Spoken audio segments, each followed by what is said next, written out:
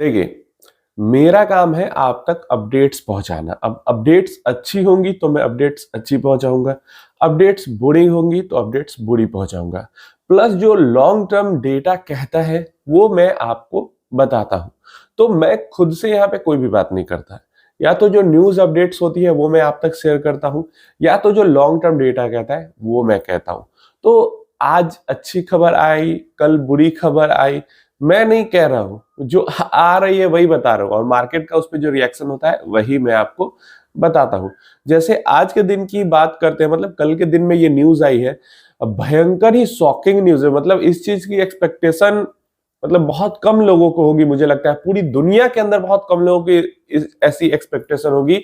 वैसी भयंकर तरीके की न्यूज आती हुई दिख रही है, जिसको हम आगे इस वीडियो के अंदर डिस्कस करेंगे, और उसका क्या प्रभाव होगा उसको भी डिस्कस करने की हम कोशिश करेंगे। लेकिन उससे पहले अगर कल के डेट में हम अमेरिकन मार्केट्स की बात करते हैं, तो अमेरिका का बाजार परसों भयंकर तरीके से गिरा था, हमने देखा था। और कल के डेट में हमारा मार्केट भी भयंकर तरीके से गिरा। आज के डेट की बात अगर करते हैं, रात में जो मार्केट रहा है अमेरिका का, वो उतना ज्यादा कुछ अच्छा नहीं रहा है। जैसे S&P 500 इंडेक्स की बात करते हैं, और जो डाउ जोन्स इंडेक्स की बात करते हैं, लार्ज कैप है जो सब, वहां पे ऑलमोस्ट दोनों इंडेक्स जो है हमें फ्लैट फ्लैट ही देखने को मिले हैं। Nasdaq 100 जो टेक हैवी इंडेक्स है, वहां पे हमें गिरावट देखने को मिली। इसके अलावा जो स्मॉल कैप इंडेक्स है अमेरिका, वहां पे हमें अच्छी खासी तेजी देखने को मिली। तो स्मॉल कैप सेगमेंट में तेजी रही, लेकिन लार्ज कैप सेगमेंट फ्लैट रहा, और टेक सेक्टर जो है वहां का, वहां पे तो गिरावट हुई हुई। तो एआई का जो एक तरीके से परेशानी है, वो ग्लोबली बहुत परेशान कर रहा है टेक स्टॉक्स को, टेक कंपनीज को। लेकिन ये भी बात, जो कंपनी जिसके बाद निकलेंगी, इस सारी परेशानी के बाद निकलेंगी, फिर वो बहुत ज्यादा वेल्थ क्रिएट करके देंगी।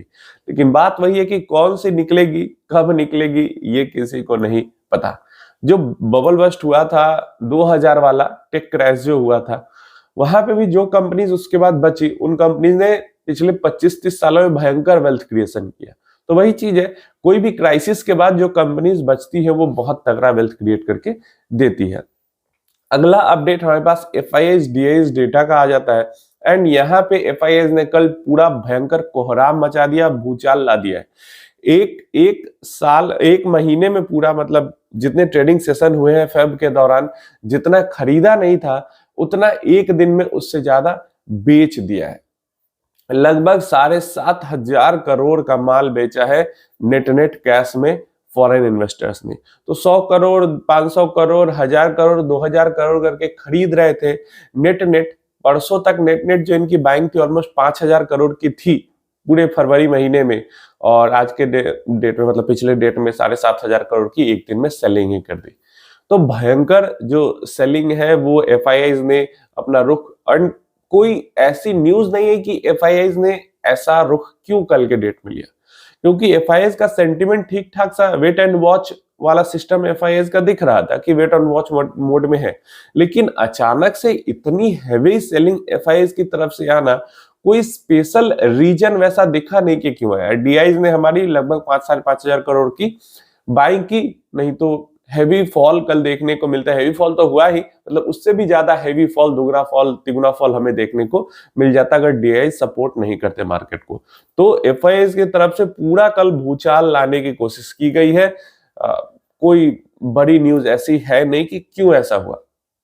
क्या इंडिया का कोई खराब डेटा आ गया, या कुछ अलग कंट्री के अंदर कुछ हो गया, नहीं, कुछ वैसा समझ में नहीं है क्यों FIIs ने इतनी बड़ी सेलिंग की। लिटरली जो अपडेट है, जो कि बहुत ज्यादा भयंकर है दुनिया के लिए, वो ये है कि ऐसी सोर्सेस से न्यूज आ रही है, ऑफिशियल अनाउंसमेंट ना रसिया ने किया है, ना ऑफिशियल अनाउंसमेंट अमेरिका ने किया है, और ना ही ऑफिशियल अनाउंसमेंट किसी ऑर्गेनाइजेशन या किसी अलग थर्ड पार्टी कंट्री ने किया है। ये सोर्सेस से खबर है कि US और रसिया के बीच में एक इकोनॉमिक पार्टनरशिप होने वाली है। भाई, मतलब कोई बिलीव कर सकता है कि ऐसा भी कुछ हो सकता था, लेकिन अब तो हो सकता है क्योंकि सोर्सेस से खबर आ चुकी है। और जो ये इकोनॉमिक पार्टनरशिप है, इसको लेकर न्यूज ऐसी आ रही है कि कुछ डॉक्यूमेंट्स हैं जो कि रसिया के ऑफिशियल्स के बीच सर्कुलेट हो रहे हैं, और उसी डॉक्यूमेंट को ब्लूमबर्ग ने एनालाइज किया है और उसी डॉक्यूमेंट से ब्लूमबर्ग ने ये रिपोर्ट निकाली है। और वही ब्लूमबर्ग की रिपोर्ट को अलग अलग मीडिया चैनल जो है वो उसी को सोर्स बना के रिपोर्ट कर रहे हैं कि यूएस और रसिया के बीच पार्टनरशिप, इकोनॉमिक पार्टनरशिप होने वाली है, जहां पे ये दोनों कंट्रीज जो है ज्वाइंटली काम करेंगे नेचुरल गैस के ऊपर, क्रिटिकल मटेरियल्स मिनरल्स के ऊपर, लाइक निकेल हो गया, पैलेडियम हो गया, इन सब के ऊपर। इसके अलावा जो फॉसिल फ्यूल्स है उसके ऊपर काम करेंगे। तो जो दोनों की अगर हम बात करते हैं, रसिया हो गया या फिर अमेरिका हो गया, तो ये जो ऑयल वगैरह के रिजर्व्स है, इन दोनों ही के पास बहुत ज्यादा जाइंट रिजर्व्स हैं दोनों के पास। और अमेरिका तो भाई अपने के साथ साथ इधर उधर के भी रिजर्व्स को हथिया के रखता है, तो दोनों के पास हैवी रिजर्व्स हैं। तो एक तरीके से ये दोनों का जो ये ज्वाइंट वेंचर होगा ना, ये एक तरीके से जो ये रिन्यूएबल एनर्जी की तरफ जो शिफ्ट हो रहा है, ट्रांजिशन हो रहा है, उसके खिलाफ ये वेंचर होगा। ये लोग अपना जो एनर्जी सप्लाई है उसको बढ़ाने बेचने का काम करेंगे, उसके एक्सप्लोरेशन को बढ़ाएंगे।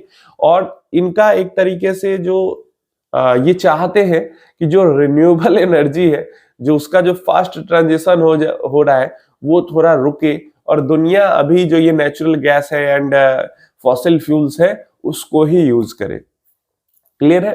तो ये दोनों का वेंचर इस चीज को लेके यहाँ पे होने वाला है। और डेफिनेटली ये जो वेंचर स्टार्ट होगा, मतलब दोनों की पार्टनरशिप होती है, किसी तरीके की डील होती है, तो वो रसिया और यूक्रेन वॉर को खत्म करने के डील के बाद ही स्टार्ट होगी। मतलब रसिया और यूक्रेन की लड़ाई रुक जाए उसके बाद ही अमेरिका और रूस की पार्टनरशिप स्टार्ट होगी।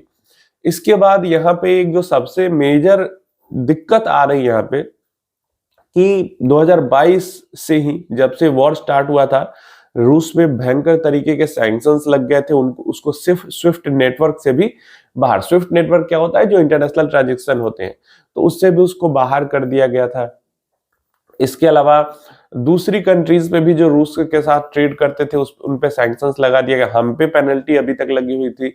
तो ऐसे में ये जो पार्टनरशिप है वो बहुत ज्यादा अजीब लग रही है, समझ में नहीं आ रही है कैसा ये क्या हो रहा है। अब रूस जो है पिछले 4 सालों से डॉलर को छोड़ने पे लगा हुआ था। रूस जो है जैसे चाइना के साथ रूबल में, युआन में ट्रेड करता है, और युआन रूबल में, और इंडिया के साथ रूपी रूबल में ट्रेड होता है। तो ऑलमोस्ट ये जो ब्रिक्स कंट्रीज है, इन्होंने 60 to 70% जो ट्रेड है अब बिना डॉलर के करना लास्ट ईयर तक शुरू कर दिया। अब जो ट्रेड्स होती है ऑलमोस्ट 60% प्लस ट्रेड्स जो होती है वो लोकल करेंसी में होती है ब्रिक्स कंट्रीज की। और ऐसे में अमेरिका के साथ रसिया का डील हो जाए। रसिया मेन है, रसिया मेन कंट्री है जो कि डी डॉलराइजेशन को लेकर बहुत ज्यादा हेडलाइन बना रही थी। और डी डॉलराइजेशन को की शुरुआत की बात करें या जो हो रहा है डी डॉलराइजेशन, लोकल करेंसी में ट्रेड हो रहा है, मेन कंट्री जो इसको सपोर्ट करने वाली है वो रसिया ही है। लेकिन इस पार्टनरशिप के साथ रसिया स्विफ्ट नेटवर्क में लौट सकता है और रसिया फिर से वापस डॉलर को यूज करना शुरू कर देगा। मतलब ये कितनी बड़ी बात है। रूस से ही स्टार्ट हुआ एक तरीके से, मान लो डी डॉलराइजेशन।